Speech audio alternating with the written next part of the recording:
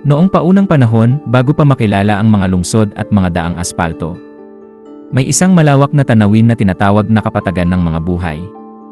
Dito matatagpuan ang lahat ng bagay na kailangan ng mga tao para mabuhay, malinis na mga ilog na puno ng isda, mga kagubatan na may maraming uri ng punong kahoy at halamang gamot, mga bukid na may matabang lupa para sa mga pananim, at mga burol na may mga batong kailangan para gumawa ng mga tahanan. Pinoprotektahan at pinangangalagaan ang kapatagan ng isang matandang lalaki na nagngangalang Lolo Tano. Siya ay walang tahanan maliban sa isang maliit na kubo sa gitna ng kapatagan, at ang kanyang tanging gawain ay tignan at alagaan ang lahat ng pinagkukunan ng buhay. Mula nang siya ay bata pa, itinuro sa kanya ng kanyang mga ninuno na ang kapatagan ay isang regalo mula sa Bathala, at may pananagutan silang lahat na alagaan ito para sa mga susunod na henerasyon. Sa kabila ng kanyang katandaan, napakalakas pa rin ni Lolo Tano.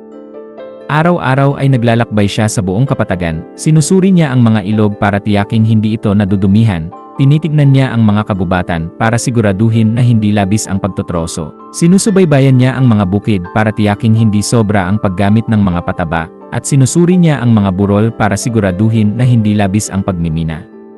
Maraming mga tao ang napupunta sa kapatagan para kumuha ng mga kailangan nila, at palagi siyang nagtuturo sa kanila ng tamang paraan ng pagkuha at paggamit ng mga yaman. Kapatid, lagi niyang sinasabi, hindi natin maaaring ubusin ang lahat ng nakikita natin.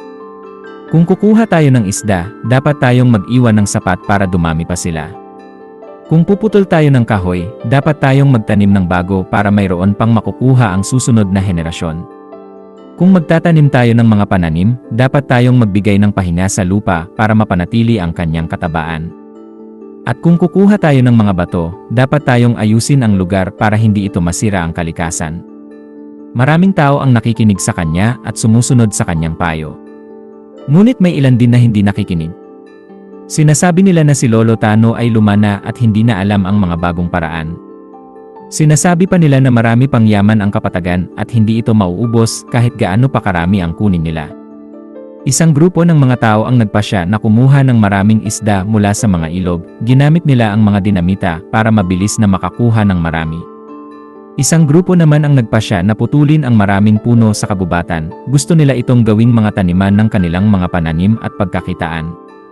May isa pang grupo na nagpasya na gumamit ng maraming kemikal na pataba sa kanilang mga bukid, gusto nila ng mas maraming ani para makapagbenta ng marami. At may grupo ring nagpasya na magmina ng labis sa mga burol, gusto nila ng maraming pera mula sa mga bato at mineral na makukuha nila. Hindi nagtagal ay nangyari ang mga bagay na ayaw ni Lolo Tano na mangyari. Ang mga ilog ay naging marumi at wala ng isda na mabubuhay doon. Ang mga kagubatan ay nawala, at dahil doon ay dumating ang mga pagbaha at pagguho ng lupa. Ang mga bukid ay naging tuyo at hindi na makapagbunga ng mga pananim dahil sa sobrang kemikal na ginamit. At ang mga burol ay naging sirang-sira at hindi na makapagbigay ng proteksyon sa kapatagan. Nagkaroon ng gutom at sakit sa mga tao na nakatira malapit sa kapatagan. Wala silang makain na isda o mga pananim, wala silang makain na kahoy para sa kanilang mga tahanan at pagluluto, at wala silang malinis na tubig na maiinom. Nag-alala sila at hindi na alam kung ano ang gagawin. Pagkatapos ay naalala nila si Lolo Tano. Nagtipon-tipon sila at pumunta sa kanyang maliit na kubo. Nakita nila siyang nakaupo sa labas ng kubo, na nakatingin sa kapatagan na ngayon ay naging sirang-sira na. Lolo Tano, sabi ng pinuno ng mga tao, patawarin mo kami. Hindi kami nakikinig sa iyong payo at ngayon ay naramdaman na namin ang kahihinatnan ng aming mga ginawa. Wala na kaming makain at maiinom. Paano na po kami? Hindi nagalit si Lolo Tano. Hinawakan niya ang kamay ng pinuno at mumiti ng mahinahon. Huwag kayong matakot, mga anak. Alam kong mangyayari ito, kaya naman ako ay naghanda. Inalalayan niya ang mga tao papunta sa isang maliit na bahagi ng kapatagan na hindi pa nila napupuntahan. Doon ay nakita nila ang isang maliit na ilog na malinis pa rin, isang maliit na kagubatan na may mga malalakas na puno, isang maliit na bukid na may mga mamugang na pananim, at isang maliit na burol na may mga malinis na bato. Ito ang mga lugar na aking pinangalagaan mula noong una pa, sabi ni Lolo Tano. Alam kong may mga taong hindi makikinig sa akin, kaya naman ako ay nag-iwan ng sapat na yaman para mayroon pa tayong maumpisahan. Ngunit kailangan nating tandaan, hindi na tayo makakagawa ng mga pagkakamaling ginawa natin noon. Sinimulan ni Lolo Tano na turuan muli ang mga tao ng tamang paraan ng pag-aalaga sa kapatagan. Itinuro niya sa kanila kung paano linisin ang mga ilog at ibalik ang mga isda. Itinuro niya sa kanila kung paano magtanim ng mga puno at alagaan ang kabubatan. Itinuro niya sa kanila kung paano gamitin ang mga natural na pataba at bigyan ng pahinga ang lupa. At itinuro niya sa kanila kung paano magmina ng tama at ayusin ang mga lugar na nasira. Hindi naging madali ang mga gawain, ngunit hindi sumuko ang mga tao. Araw-araw silang nagtutulungan para ibalik ang kagandahan at kasaganaan ng kapatagan. Sinunod nila ang lahat ng payo ni Lolo Tano, at unti-unti namang bumuti ang kalagayan ng kapatagan. Isang gabi, habang sila ay nagpapahinga matapos ang isang araw ng pagtatrabaho, biglang nagliwanag ang kalangitan. Nakita nila si Bathala na lumulutang sa itaas ng kapatagan.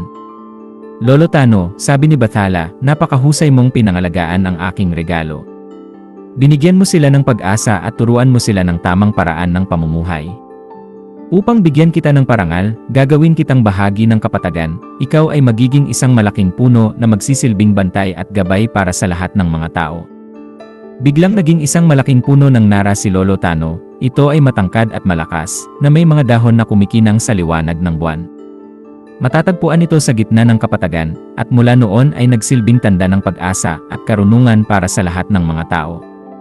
Mula noon, hindi na muli gumawa ng mga pagkakamali ang mga tao. Lagi nilang binabanggit ang kwento ni Lolo Tano at ang aral na ibinigay niya sa kanila. Itinuturo din nila ang mga aral na ito sa kanilang mga anak at apo, para tandaan nila na ang kalikasan ay isang regalo na kailangang alagaan at igalang. Ang kapatagan ay muling naging masigla at sagana. May sapat na pagkain at tubig para sa lahat, at masaya nang muli ang mga tao. Palagi silang nagdadasal sa malaking puno ng nara na dating si Lolo Tano, at lagi nilang sinasabi, "Salamat, Lolo Tano. Hindi ka namin malilimutan, at lagi naming ipagpapatuloy ang iyong gawain ng pag-aalaga sa aming tahanan."